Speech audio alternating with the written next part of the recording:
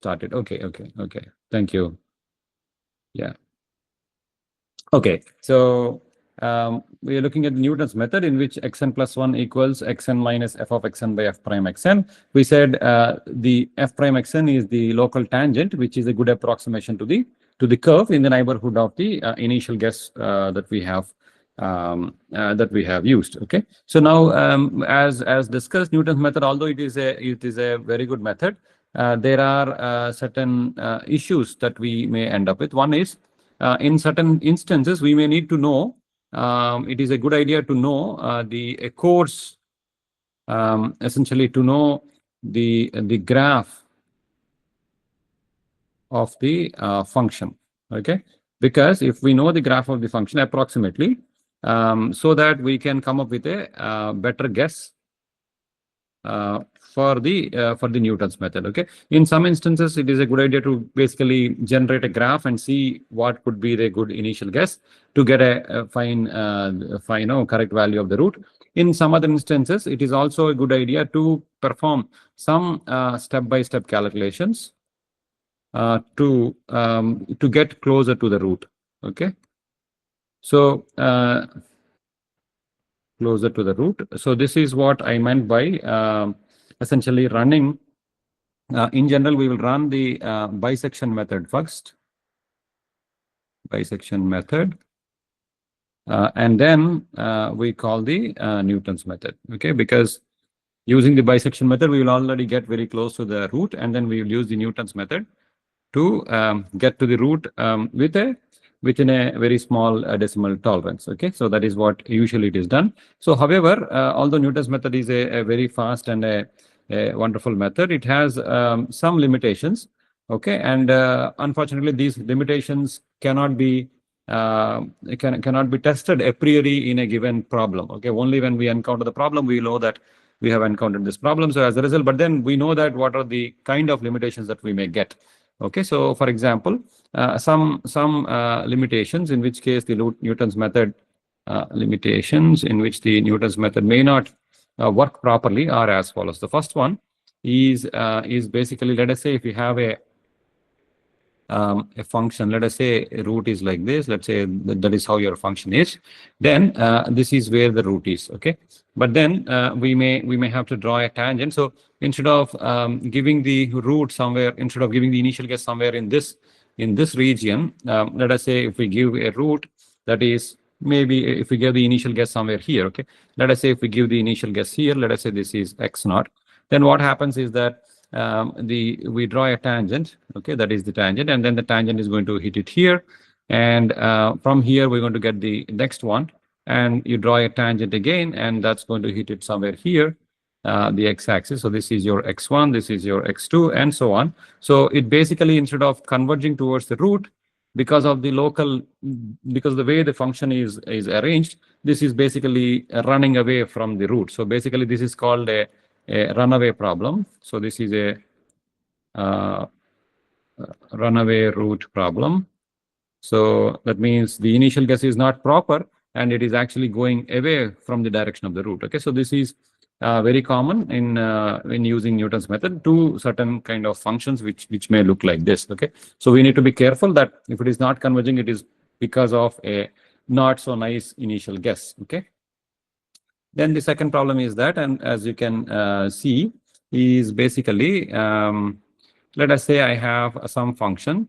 Okay, the function is something like this. Okay, let us say the function looks something like this. This is the x-axis, and the function looks something like that. And then we end up with a root that is, let us say, exactly here. Let us say this, we ended up with this root, either x1 or xn. You know, while in the calculations are going on, we end up with this root. Let us say that is the root. This is the x1 value we got, or some xn value we got. Now, if you want to calculate the next value of x, which is xn plus 1, then what we do is we would calculate what is f of xn. So f of xn is here, right? It is on this y-axis. But then, so we have xn plus 1 equals xn minus f of xn by f prime xn, right? F prime xn is coming in the denominator. If you recall, this is coming in the denominator. Now, if you try to calculate what is f prime xn for this thing, f prime xn is essentially is horizontal, right? Essentially, it has got a value of um, 0, right? This tangent comes out to be f prime xn is comes out to be 0. So if you put a 0 here, then your next xn plus 1 is going to shoot to infinity, right? So essentially, this is a slope problem. That means if you encounter derivative of the function is equal to 0, if f prime x is approximately equal to 0, then Newton's method will fail because it's going to shoot the next guess value to infinity, right? So which is also not nice. So we have to check to avoid these kind of problems. We have to have checks in the code. Okay.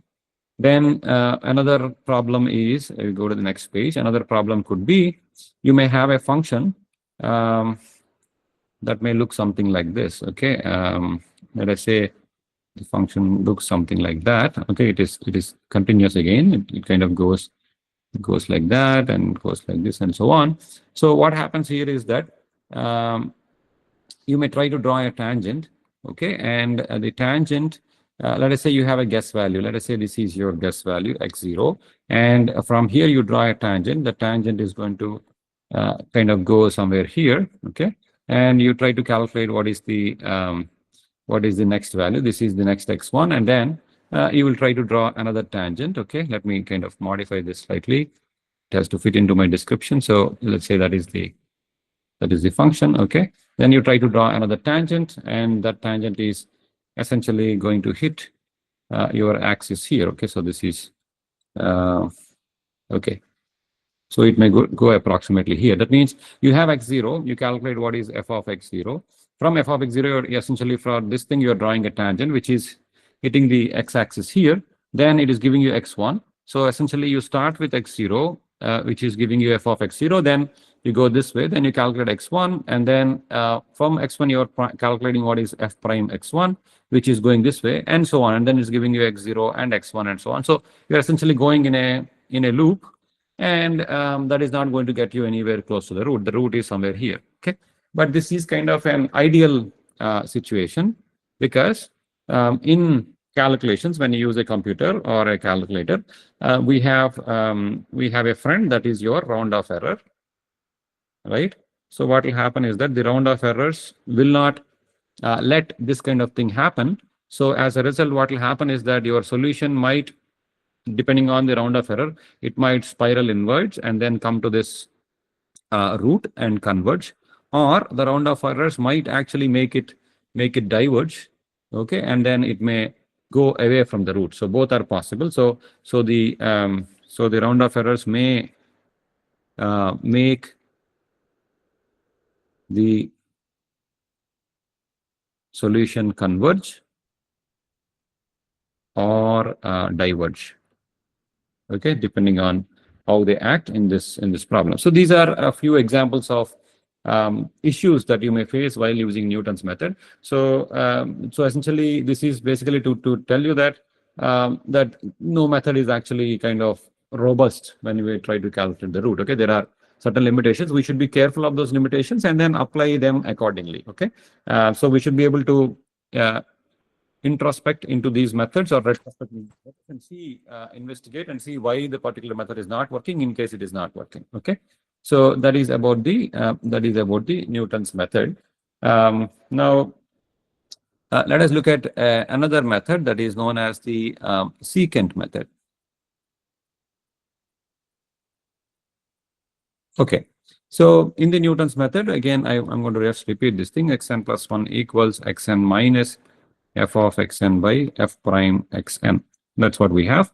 And then, so secant method is very similar to the Newton's method.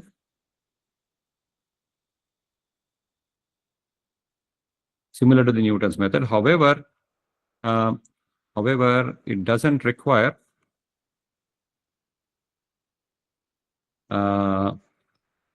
the derivative calculation, okay, and evaluation or derivative calculation.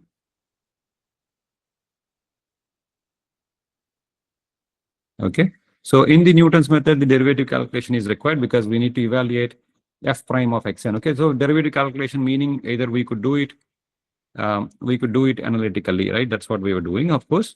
But then in sequence method, the derivative calculation is not required analytically, but it is computed numerically. Okay.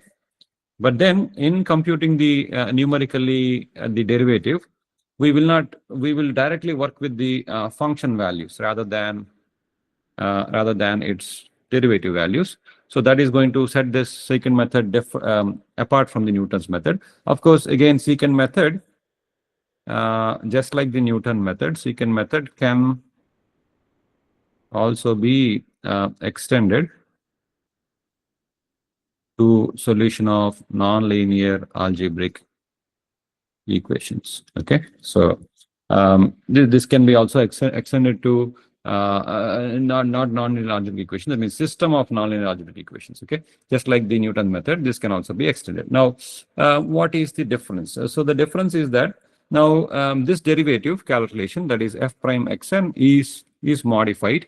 How do we modify that? If you look at the derivative definition, we know that we can write f prime x as in the limit of h tends to 0, we can write it as f of x plus h minus f of x divided by h, right? That is the definition for f prime x.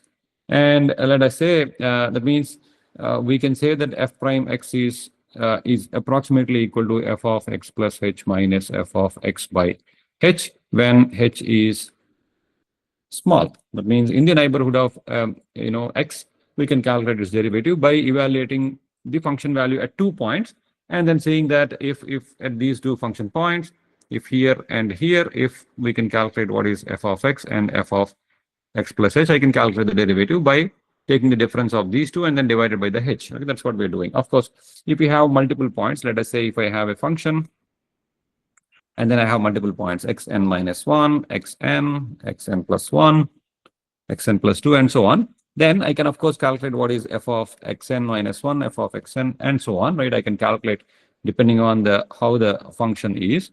I can calculate these. And then we can relate what is f prime at the point xn as, I can either write this as extending this definition. I can now write this as f of x, f of xn, right? This can be written in multiple ways. It could be f of xn minus f of xn minus 1 divided by xn minus xn minus 1. This is same as the previous expression. This is f of xn plus h is xn. X is xn minus 1, right? Because these two differ by a value of h. H means it's the gap. So here the gap is xn minus 1 divided by the h is xn minus 1. Of course, as I said, this can be written in different ways. For example, this can also be written as f of xn plus 1 minus f of xn divided by xn plus 1 minus xn, right? I can make use of this point and this point instead of making use of this point and this point. But then, however, we will make use of only xn and xn minus 1 because we are going to use, let us say if I'm starting from 2 values, then I would like to call them as xn minus 1 and xn, and I'm interested in calculating what is xn plus 1. So as a result, we will try to calculate what is this value from the secant method, right, in the root finding, and then we say that the 2 initial guesses that are there are these 2. Okay. Okay. Now, okay. So that means I will make use of this formula to replace my derivative calculation, and that is going to define my secant method as xn plus 1 equals xn minus f of xn divided by f prime xn. Now I replace f prime xn with this expression that we have, right? I'm going to replace it with this expression. That's going to give me this as xn minus, in the numerator I have f of xn, but in the denominator I have this quantity, which is going to be f of xn minus f xn minus 1 divided by xn minus xn minus 1. So it's going to become xn minus xn minus 1 divided by f of xn minus f of xn minus 1 times f of xn, right? That is this quantity. Okay, so that is the formula for the Newton's method. So that's the sorry, sequence method. So this is my formula for sequence method. Okay, fine. That is, of course, now you see that we are evaluating, instead of calculating the derivative, I'm calculating f of xn and f of xn minus 1. But we also realize that f of xn minus 1 was already calculated. Okay, if it is the first time we are calculating it, but after the one step we move forward, f of xn minus 1 was already calculated and already available with us. Right, so we don't have to again calculate this thing, but then we can make use of that and calculate xn plus 1. Okay, that is how we proceed. That means if I were to draw how this method works, just like the way we have drawn it before for the Newton's method. So essentially, let us say I have some function. This is f of x. Okay, this is f of x. This is x. This is y or f of x. And then essentially we are providing it with points which are, let us say, I provide with okay, I provide with x0. So let's say this is my x0. Then I also give it what is my xm. So I give, these are the two initial guesses. Now you see that this is different from the Newton's method. Newton's method, we only wanted one initial guess, that was x0. Whereas for secant method to work, we need to provide two initial guesses, right? We need to provide x0 and x1. And then what we do is that we draw a, we connect these two, right? We are connecting these two essentially. And then that line is what we are extending, right? So we are connecting these two and we are extending this line. Wherever that intersects, we are calling that as my x2, and then we would go and calculate what is f of x2, and then we're going to again connect these two lines, right, x1 and x2, and we're going to again see where it's going to connect, and then draw something, and then use these two to come to the root, and so on. Okay, so that is how we approach the root. So what the lines we are drawing here, right, whatever I have shown here, these are basically the secants of the curve, right? These are secants of f of x. So that means we have written this formula. What was the formula we have written? We have written f prime of xn equals fxn minus fxn minus 1 by xn minus xn minus 1. So this is basically the tangent we wanted to calculate, right? F prime xn we said is the tangent. In fact, that is what is used in the Newton's method. But then we are approximating that equal to, on the right hand side, which is basically this expression. This is the secant of the function, right? So we are approximating that the tangent is actually the, excuse me, just 1 second. Yeah, so we are approximating the tangent we wanted to calculate as with the secant, right? If we were to draw a tangent, the tangent would have looked something like this, right? Let us say if I have to draw, this is x0, but if I were to draw a tangent, so let us say at this point, the tangent would have looked something like that, right? Something like that would have been x tangent at a point of some x I, right? That would have been the tangent I would get. So we are saying that the tangent is exactly same as the secant. It has the same slope, and we are approaching the root through the secants of the function, okay, rather than through the tangents. That is what, how it is different from the Newton's method. Okay, so that's why we are calling this method as the secant method. Okay, so on a similar note, we can call the Newton's method as the tangent method. Okay, because it works with the local tangents. Fine. Any questions so far? So sequence method, and it requires two initial guess values. Okay. So what we see is that just like the Newton's method. The secant method can also become, may not work if your function values, that is f of xn, will come very close to f of xn minus 1, right? If these two are very close, then essentially the denominator becomes 0, and then this can again shoot to infinity. So we have to put a check on how close f of xn and f of xn minus 1 are. And if they become too close, then essentially what is happening is we are shooting into a very large value for the next iteration. So we need to put a check on that. Okay. Okay. Any questions so far?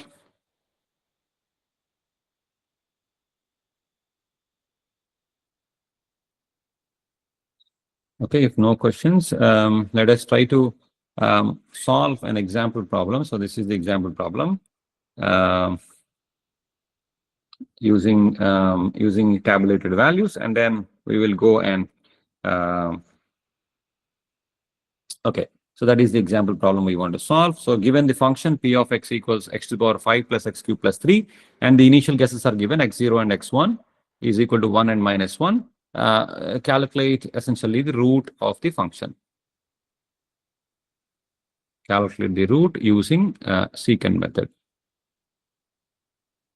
Okay, that means I need your help to calculate the f of xn minus 1, and all sorts of things, and the new root as such. Okay, so let us say the iteration number. So we have the iteration number, and then we have xn minus 1, we have xn, f of xn minus 1, f of xn, and then I have here xn minus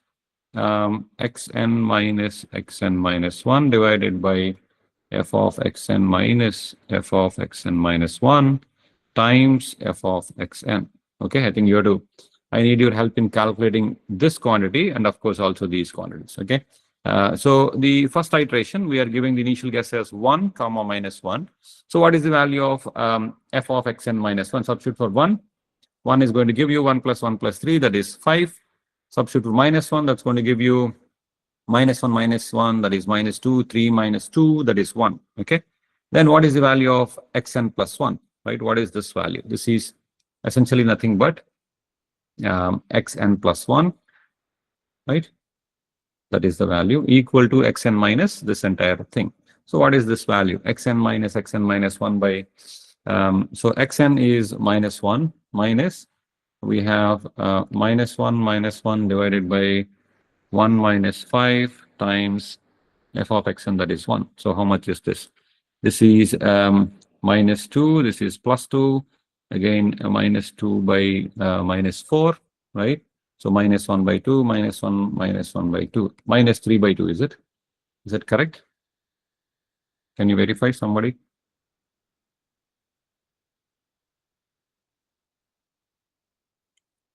Okay. If that is the case, now I'm going to move my xn to xn minus 1. So I'm going to say that my xn minus 1 is my xn. My new xn is this xn plus 1, right? So that's going to be minus 1 minus 1.5. F of xn minus 1 is, I know that this is 1. Somebody has to calculate what is f of xn. What is the value of function for minus 1.5? How much is this? And how much is this? Can somebody calculate and tell me?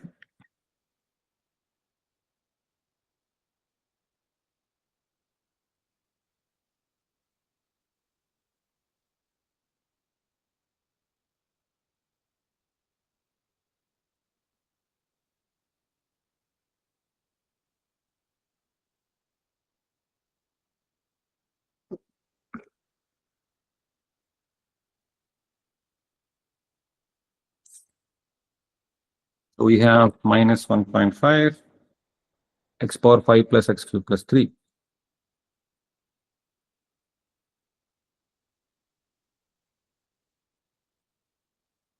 Minus 1.5 is going to give you minus 7.97. Okay, what would be this value? Anybody?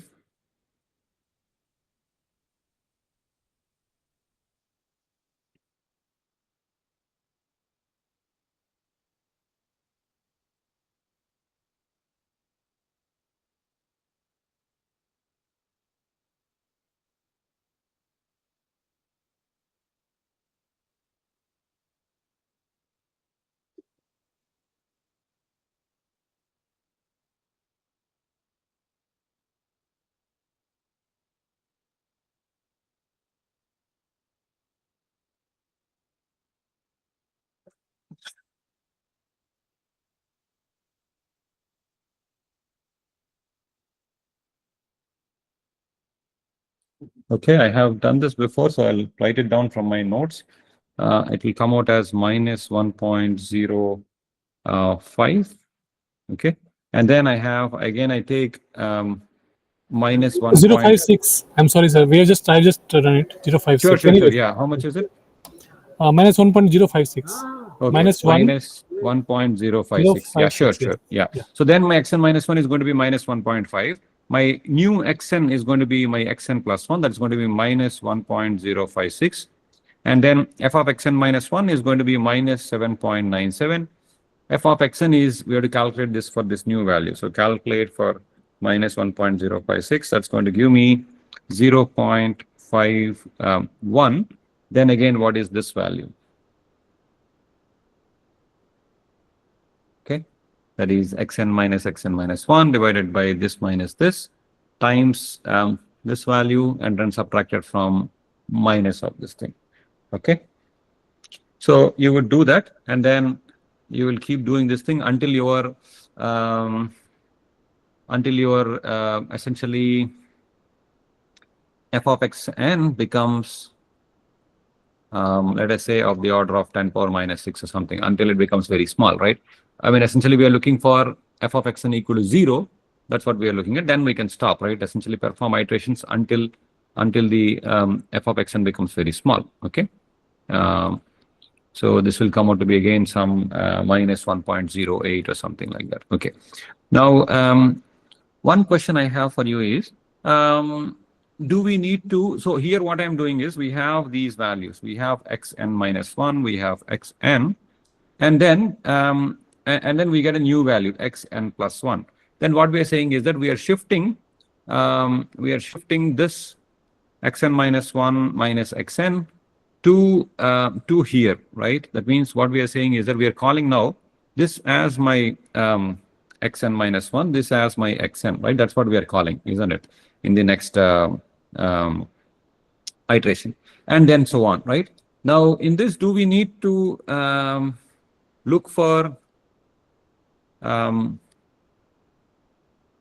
bracketing of the solution like the way we have done it in the bisection method, right?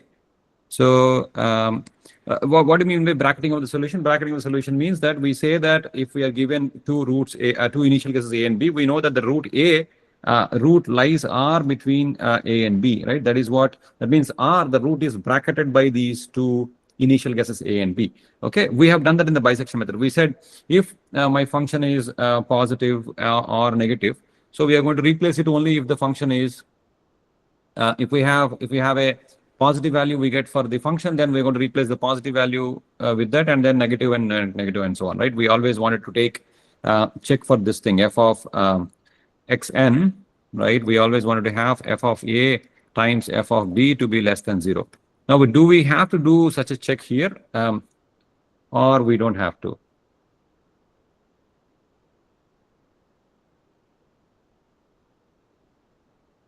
Nowhere I have discussed that we have to do such a check, isn't it? We haven't done such a check, but why don't we have to do such a check? It kind of means, it kind of tells us that we have to enclose the root, right? We have to bracket the root, but why is it not required in this case?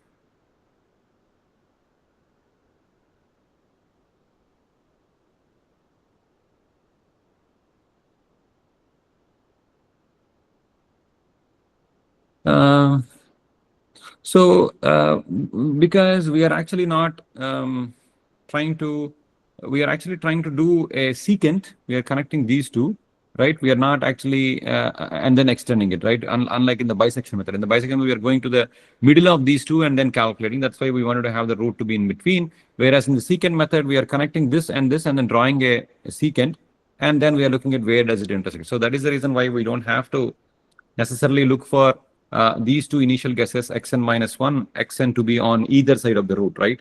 It doesn't matter whether they're on either side or whether on the same side, doesn't matter. But then we should also be cautious that just like the Newton's method, the secant method also can be can have a runaway root. That means depending on how the initial guesses are given, it may not converge to this value. It may actually diverge and go away from this root. That is very much possible. For example, to get such a behavior, you can simply try this same example. Instead of with a minus one, instead of 1 and minus 1, you could perhaps try with minus 1 and 1 and see whether this actually will give you a root. Okay, the root will be somewhere around minus 1 point something, I guess. Okay. So you can give it a try with that, with an initial guess of minus 1 and 1. Okay, so you could try with minus 1 and 1 as the initial guess and see whether sequence method will work or not. Okay, fine. So that's about the essentially how you would perform calculations in general. But then anyway, the hand calculations are only for our understanding. Eventually, we're going to write down a program. So let me write down a pseudocode for secant method. So the pseudocode, let us say some subroutine secant underscore method. So I have to pass the function f because I have to calculate the function value. The functional form I'll pass, and then I have to pass two initial guesses. Let me call it as xn minus 1 and then xn m1 and xn minus 1 and xn. And then I have to pass number of maximum iterations I want to stop, and then the tolerance when I want to stop this thing. Okay, so we have this. Then what is the first thing I'll do? I'll first calculate what are the function values for xn minus 1 and xn. That means I'm going to calculate what is f xn minus 1 equals f of xn minus 1. So I'm going to store that here. Similarly, f of xn, I'm going to calculate is f of xn. Okay, so we're going to again store this thing, f of xn minus 1 and f of xn. Then once that is done, then if my then I'm going to check.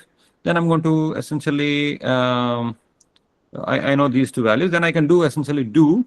Okay, I equals. I'm already done. Two steps are there. That means 2 or 0 and 1 are done. That means 2 to n max. Okay, I'll do so many iterations. Then I can calculate what is my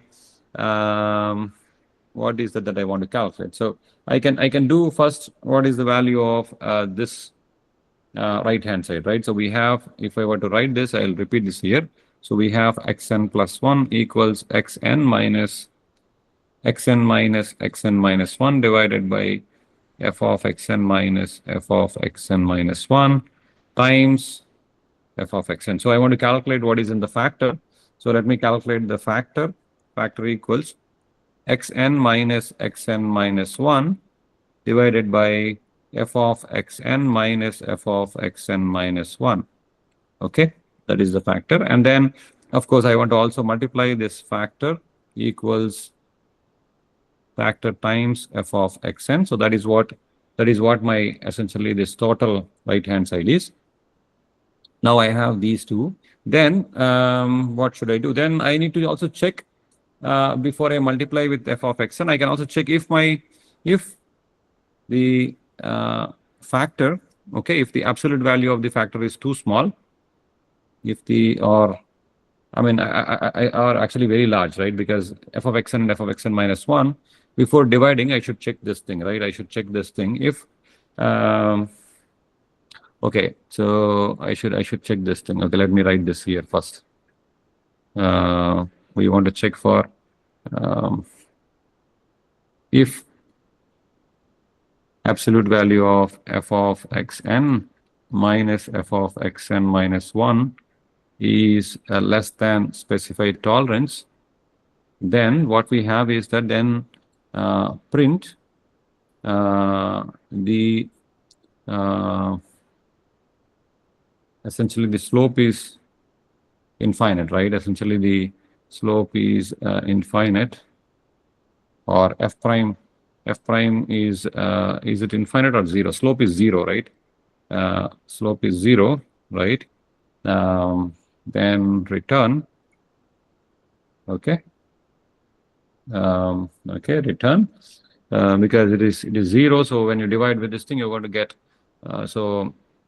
Okay, if not, we can proceed and then calculate what is factor. Factor equals xn minus xn minus 1 divided by f of xn minus f of xn minus 1. Okay, that's what I have. Then I also want to multiply this factor by f of xn. That's what we have here. So this is f of xn. Then I want to update my xn. But then before updating, I want to copy my xn to xn minus 1. So I want to also copy xn minus 1 equals xn. And then f of xn minus 1 equals f of xn1. Right now, xn values are being copied. Then I can calculate what is xn equals xn minus factor, right? That is nothing but xn plus 1 equals xn minus this factor, whichever I have, whatever I have just calculated. Then I have the f of x, and then I need to also calculate what is f of xn. F of xn for this new value of xn is going to be f of xn. Okay, so then we have f of fxn and xn. Then I go back. I can again check for these two and then proceed. Okay, so then I would say this is end do, and then this is end subroutine. Okay, this is end subroutine. Okay. Okay, so that finishes the program as such. Is it correct? Oh, we have not printed it anywhere. So, okay, I'll do this thing. Then I'll also print what are the two values. Okay, so we should print the values somewhere. So before I close this, let me print these values. So print the iteration xn minus 1, xn, f of xn minus 1, f of xn. Okay, then do and do, and then we say that and subroutine secant. Okay, fine. All right. Any questions so far on the secant method?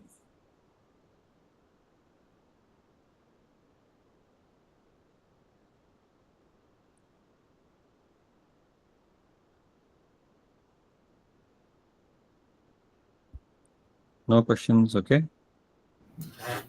Yeah.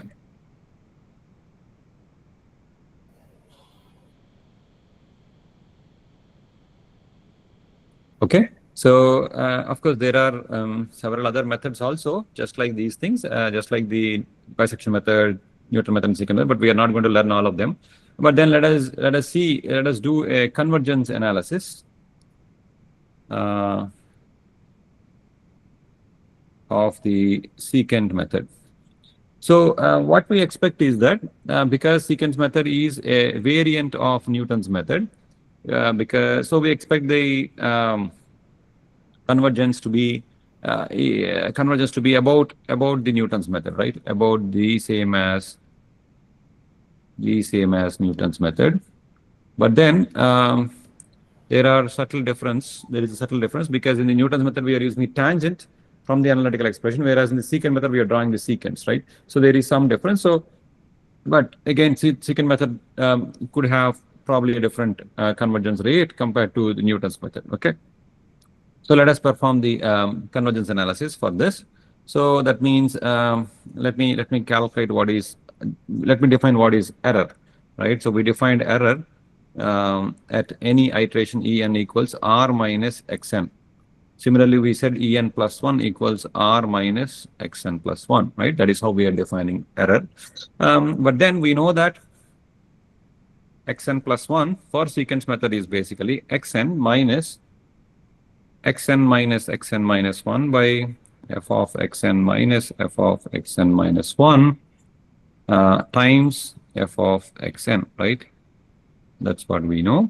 That means if I were to simplify this, this is going to be xn f of xn minus, so I'm multiplying with this, we have xn f of xn minus 1 minus xn f of xn minus plus xn minus 1 f of xn divided by f of xn minus f of xn minus 1. Okay. Then we realize that xn times f of xn and minus f of xn will get cancelled, and then what I end up with this is we end up with xn plus 1 equals xn minus 1 f of xn, that is this quantity, minus this quantity, this is xn f of xn minus 1 divided by f of xn minus f of xn minus 1. Okay, so there is a little bit of algebra which we have to do to finally arrive at the convergence rate. So that's what we're doing. Okay, so we have this thing, but then we just defined our error en plus 1 equals r minus xn plus 1. That means I can write my en plus 1 equals r minus xn plus 1, and then I want to substitute for xn plus 1 from this value I have obtained. Okay, that means I'm going to substitute for r minus xn plus 1 as xn minus 1 f of xn minus xn f of xn minus 1 divided by f of xn minus f of xn minus 1. Okay, so if I do this, then what am I going to get? I'm going to get r times f of xn minus r times f of xn minus 1 minus xn minus 1 times f of xn plus xn f of xn minus 1 divided by f of xn minus f of xn minus 1, right? That's what I got for en plus 1, right? This is my en plus 1. En plus 1 equals, but then if I look at these two quantities, f of xn and f of xn, I can take out f of xn common. That's going to give me r minus xn minus 1. So this is basically f of xn times r minus xn minus 1. Similarly, if I'm going to take f of xn minus 1 common, okay, that's going to give me plus f of xn minus 1 is going to give me minus r plus xn. Okay, so instead of that, if I take out minus f of xn minus 1 common, then this is going to be r minus xn, right? So I just reverse the sign, and then we have f of xn minus f of xn minus 1. Okay, that's what I have. Okay, so what is r minus xn minus 1? R minus xn minus 1 is r minus xn is this thing. So similarly, en minus 1 would be r minus xn minus 1, that root minus this thing, right? So that's going to be en minus 1. So that means this quantity is en minus 1, and this quantity is going to be en, right? This is en, this is en minus 1. That means I can write my en plus 1 equals f of xn times en minus 1 minus f of xn minus 1 times en divided by f of xn minus f of xn minus 1. Okay, that's what I have. Now I want to, so essentially what we got an expression. So by doing all this, we got an expression for en plus 1 in terms of en plus 1 in terms of en minus 1 and en. That means we are trying to relate error at the next iteration in terms of error at the previous iteration and error at the one previous to that, right? N and n minus 1. We realize that we are anyway relying on two previous values instead of one, like in the Newton's method. So only when somebody gives us n value, n minus 1 value and n value, we can go to the n plus 1 value, right? So somebody should give us basically 0th value and first value, only then I can go to the second value, right? Or if somebody gives me, yeah, something like that. Okay, now I want to still further simplify this thing. So as a result, so that I can get E completely in terms of En minus 1 or E to comment on that thing. Okay, so I'm going to basically rewrite this little bit. Let me divide and multiply with xn minus xn minus 1. Okay, so let me write it as xn minus 1 divided by f of xn minus f of xn minus 1. Okay, that's what I have. Then here I have f of xn en minus 1 minus f of xn minus 1 en divided by xn minus xn minus 1. So this is what I have just done. I have just multiplied with xn minus 1 and then divided with this thing. Okay, nothing else is changed. Let me also do a little bit more algebra. So en plus 1 equals, let this remain as it is. That is xn minus 1 divided by f of xn minus f of xn minus 1 times this quantity.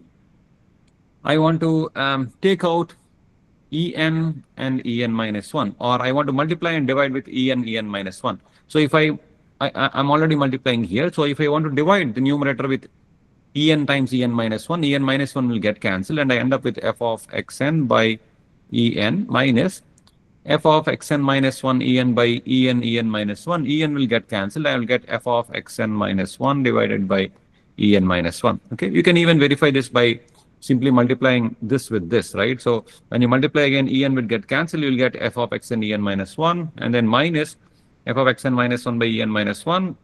En minus 1 gets cancelled, and then you'll get en. Okay, so that's what we have done.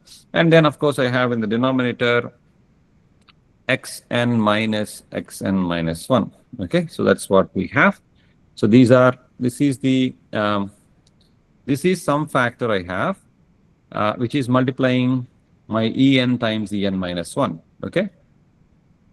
Now we have to relate how does en plus 1 relate to en to some power, right? Either we are interested whether is that power equal to 1, 2, or 3, something like that, so that we can establish some kind of order of convergence.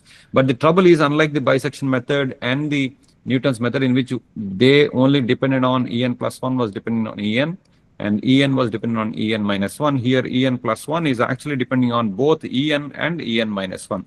So that's why we got it as a product of these two quantities. Okay, so that is the only difference here. Okay, so that's why we are kind of trying to do some algebra. Now we have to kind of show what is the value of this. Then we can eventually talk about how does en plus 1 depend on en and en minus 1. Okay, so this we're going to save it for tomorrow. I'm going to stop here, and then we will discuss tomorrow and try to finish the secant method convergence analysis, and then we will pick up solution to system of nonlinear equations. Okay, that is what we're going to do tomorrow. Solution to system of nonlinear algebraic equations. Okay, that's what. Yeah, please. Professor, I'm sorry. This is one request and one update. Sure. Yeah. Yesterday, I and Vikas, who is attending the class from Bajaj to Pune, probably missed to mention our attendance. So we were trained in the class, but we missed to record the attendance. So kindly consider it. That is point number 1. Yeah. Okay. Second, sir, I have a request. It's a kind request. Probably I'm not sure whether it is right or not.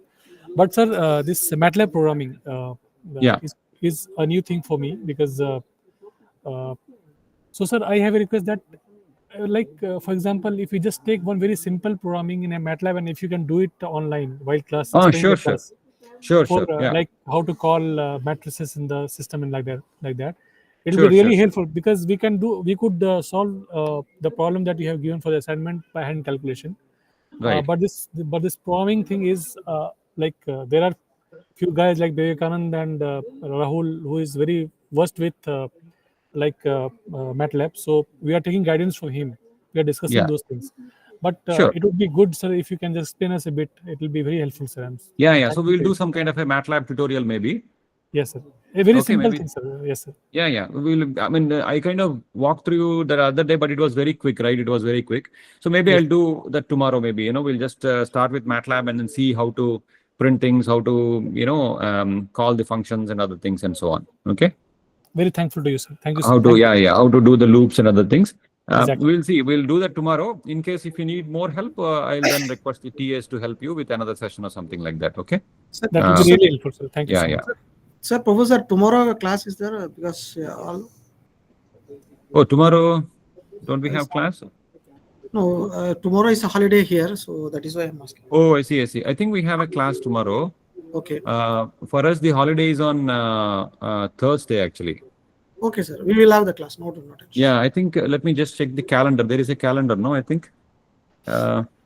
Yes, sir. Calendar is there. So only 2nd October is the holiday. Yeah. Only 2nd October, no, on the calendar. Yes. Yeah. So then tomorrow we'll meet for the. I'll try to do some, MATLAB tutorial. Okay.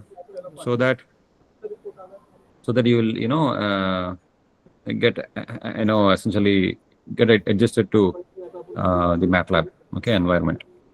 Right, sir. Right, sir. Thank you so much, sir. Thank you so much. Okay, yeah, we'll do that, yeah. Okay, thank you guys. I'm going to stop here.